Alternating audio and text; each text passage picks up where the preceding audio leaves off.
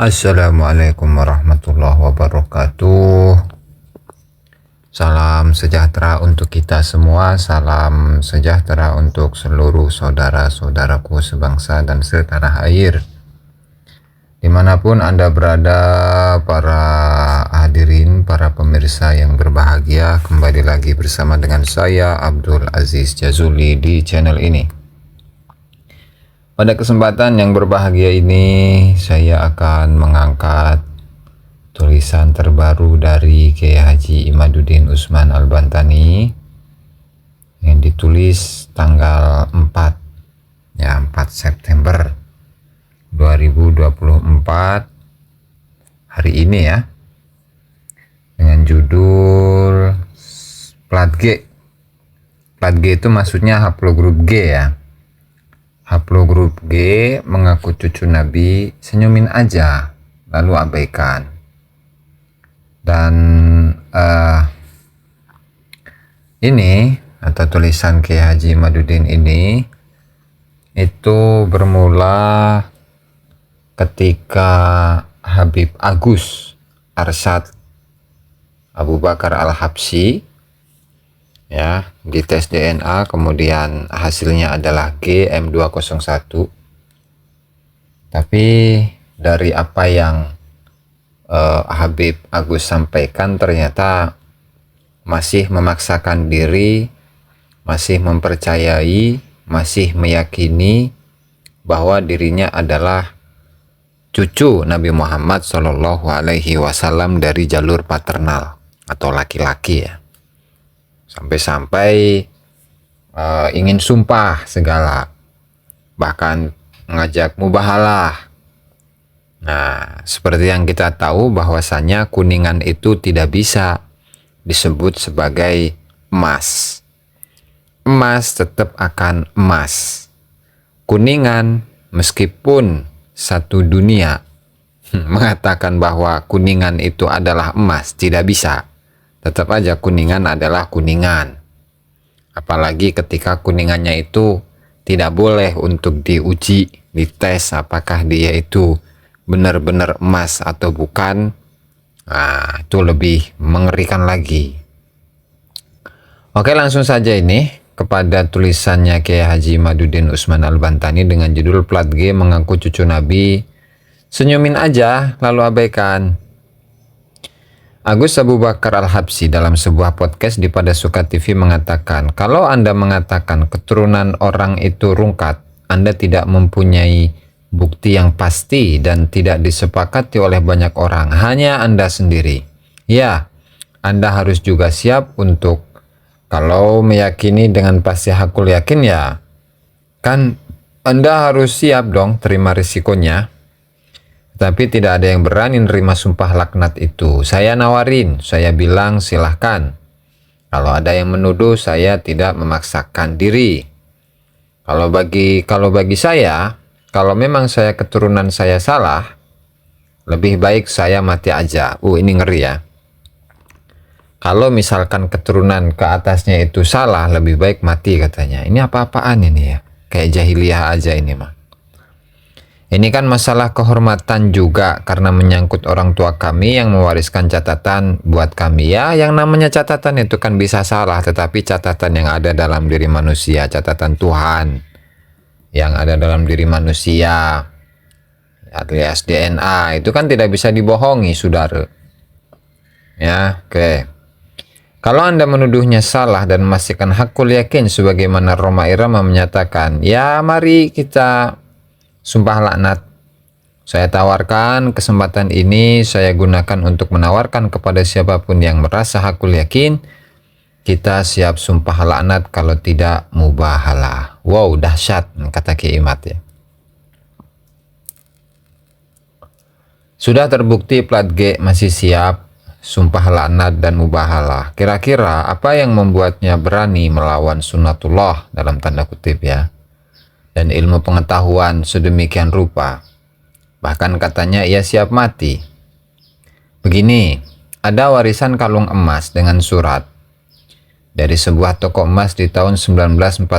Ketika hendak dijual di toko emas tahun 2024, ternyata Itu bukan kalung emas, hanya kalung kuningan. Bapak pemilik toko emas itu menjelaskan, kalung Bapak bukan emas, tapi kuningan. Tidak bisa, ini kalung emas. Kalau Anda mengatakan bahwa kalung saya ini adalah kuningan, berarti Anda menuduh orang tua saya berdusta. Ini sebuah kehormatan. Pokoknya Anda harus percaya kalung saya ini kalung emas. Anda harus bayarin kalung ini seharga kalung emas. Kalau Anda tidak mau, ayo kita mubahalah. Siapa di antara kita yang akan mati celaka? Kalau menghadapi orang semacam ini, kira-kira apa respon tukang emas itu? Paling senyum, lalu menggariskan jari telunjuk ke jidatnya, lalu mengabaikannya. Oke. Dalam kitab Muqaddimat fi Ilmil Ansab, Syekh Khalil Ibrahim menyajikan tulisan pakar DNA Arab Profesor Ubaidillah halaman 178.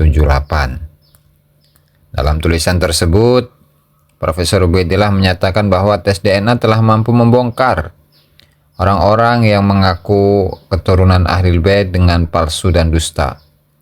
Hal ini ketika hasil tes DNA mereka menunjukkan bahwa mereka adalah dari keturunan Persia dan Kaukasus.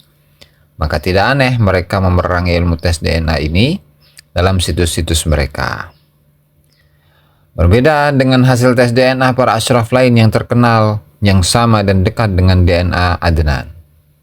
Dari pemaparan Profesor Ubaidillah ini, kita mengetahui bahwa pengakuan nasab Nabi di masa lalu bukan hanya dilakukan oleh klan Ba'lawi, tetapi banyak dilakukan oleh klan lainnya. Lalu, ketika ilmu pengetahuan manusia mencapai titik seperti hari ini, di mana ikatan kekerabatan jalur ayah khususnya dapat ditelusuri secara presisi dengan DNA yang tercatat dalam tubuh setiap laki-laki yang hidup hari ini, kedok mereka terbongkar. Banyak di antara mereka yang ratusan tahun lalu leluhurnya mengaku sebagai keturunan Nabi, ternyata setelah diperiksa darahnya menunjukkan bahwa jangankan keturunan Nabi, ternyata mereka orang Arab saja bukan. Gaya-gaya seperti Agus Abu Bakar Al-Habsyi yang setelah tes DNA masih mengaku cucu Nabi padahal hasilnya plat G, itu terjadi bukan hanya di Indonesia, tetapi di Timur Tengah pun sama. Mereka yang mengaku cucu Nabi lalu hasilnya bukan J1, mereka syok dan mendadak tidak mengakui keakuratan hasil tes DNA. Bahkan, Agus Abu Bakar Al-Habsyi sampai menantang mubahalah kepada Bang Haji Roma Irama. Sebagaimana kita ketahui, Raden Haji Roma Irama, seorang pendakwah dan raja dangdut Indonesia, telah memproklamirkan bahwa ia yakin seyakin-yakinnya bahwa Ba'lawi bukan cucu Nabi. Prof. Ubaidillah juga mengatakan tes DNA bukan hanya perusahaan dagang seperti dugaan sebagian orang, tetapi ia adalah suatu disiplin ilmu. Sudah ada ilmuwan di bidangnya dan mempunyai istilah-istilah dan referensi sejak dulu. Setiap perusahaan-perusahaan ini di bawah pengawasan Perkumpulan Ilmuwan Genetik Internasional, yaitu International Society of Genetic Genealogy atau ISOGG. Ini halaman 179. Prof. Ubaidillah juga mengatakan untuk mengetahui DNA sebuah kabilah tidak memerlukan sampel DNA kakek seperti yang diduga sebagian orang, tetapi ia dapat diketahui dengan membandingkan dua sampel atau beberapa sampel dari kabilah itu.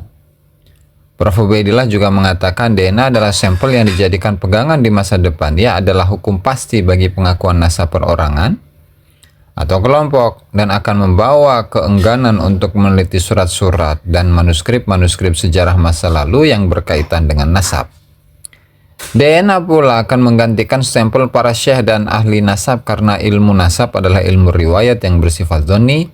Ilmu DNA akan merubah ilmu nasab dari ilmu dhonni yang bersifat tarjih, yang terkadang terjadi pemalsuan, menjadi ilmu yang rasional yang terhormat, yang berdasarkan hasil-hasil tes yang presisi, tidak akan salah, dengan kekuasaan, hikmah, dan pengaturan Allah Azza wa Jalla.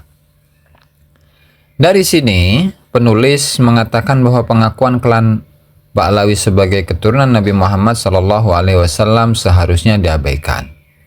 Karena berdasarkan tes DNA, para individu dari klan Ba'lawi memperoleh hasil bahwa mereka dikelompokkan dalam haplogrup G bukan J1. Berdebat tentang keabsahan surat dari sebuah kalung emas tidak ada gunanya jika setelah diperiksa bahwa kalung itu ternyata bukan terbuat dari emas, tetapi hanya tembaga biasa. Individu atau komunitas tertentu yang mengaku memiliki konektivitas genealogi kepada Nabi, ketika terjadi khilafiyah secara ilmu nasab dan sejarah, baru dianggap laik untuk ditelusuri setelah lulus uji DNA. Jika DNA-nya saja sudah melenceng, maka penelusuran ilmu nasab dan sejarah itu menjadi kontraproduktif, tidak signifikan, dan absurd. Sebagai pengetahuan kepada masyarakat, penulis akan kutipkan pendapat Prof. Ubaidillah tentang haplogrup dan apa saja kode-kode haplogrup itu, lalu kawasan mana destinasi dari kode-kode tersebut. Prof. Ubaidillah mengatakan, haplogrup adalah kumpulan besar haplotype. Haplotype adalah kumpulan mutasi-mutasi yang ditemukan bagi sebuah gen yang diwarisi apa adanya pada kromosom Y. Haplogrup dapat mencari keturunan genetik garis laki-laki ribuan tahun ke atas. Haplogrup dengan semua cabang-cabang dan mutasi-mutasinya akan naik di suatu masa kepada satu individu, yaitu kakek bersama genetik. Halaman 179. Ini ada haplogrup A ya, untuk keturunan bangsa Ethiopia, B itu Afrika, C India, Sri Lanka, Asia Tenggara, D Asia Tengah, Mongolia Selatan Asia, untuk E Afrika, G Utara Asia Tengah, Pakistan, Afghanistan. Haplogrup G disebut haplogrup Kaukasus karena keluar dari haplo ini 2% dari penduduk barat laut Eropa, 8-10% dari penduduk Asbania, Italia, Yunan, Turki, 30% dari penduduk Georgia dan Azerbaijan, 50% dari penduduk Ossetia Utara, 18% dari orang Druze, 10% dari Yahudi Askenazi, dan 20% dari Yahudi Maroko. Kalau R itu Utara Laut Hitam dari Eurasia, Eropa Timur, India, dan Irlandia. I itu Eropa dan Viking. H itu Dravida, Pashtun, Iran. L India. M Guinea. N Utara Asia, Cina, Mongolia. O Asia Timur, Cina, Malaysia, Vietnam, Indonesia, Korea, Jepang. K Iran, Mesir, Papua Nugini. Q Amerika. S Papua Nugini, Indonesia, kemudian Melanesia. T Iran, Mesir, Afrika. J Timur Tengah, Arab Samia. J2 Asia Tengah, Iran, India, Kurdi. Dan ini bisa dilihat di kitab Muqaddimat Ilmul Ansab karya dari Khalil bin Ibrahim Ad-Dulaimi, halaman 181 sampai 185 diringkas. Penulis Kiai Haji Imaduddin Utsman Al-Bantani. Itulah ya teman-teman, sahabat-sahabat, uraian dari tulisan terbaru Kiai Haji Imaduddin Utsman Al-Bantani, di mana Habib Agus Al-Habsyi yang beberapa hari lalu telah dipublik hasil tes DNA-nya, yang ternyata hasil DNA-nya itu adalah GM201 ya, yang menunjukkan kepada Askenazi. Itu saja barangkali yang dapat saya sampaikan dalam kesempatan kali ini. Terima kasih atas perhatiannya. Wallahul muwaffiq ila aqwamit thoriq. Wassalamualaikum warahmatullahi wabarakatuh.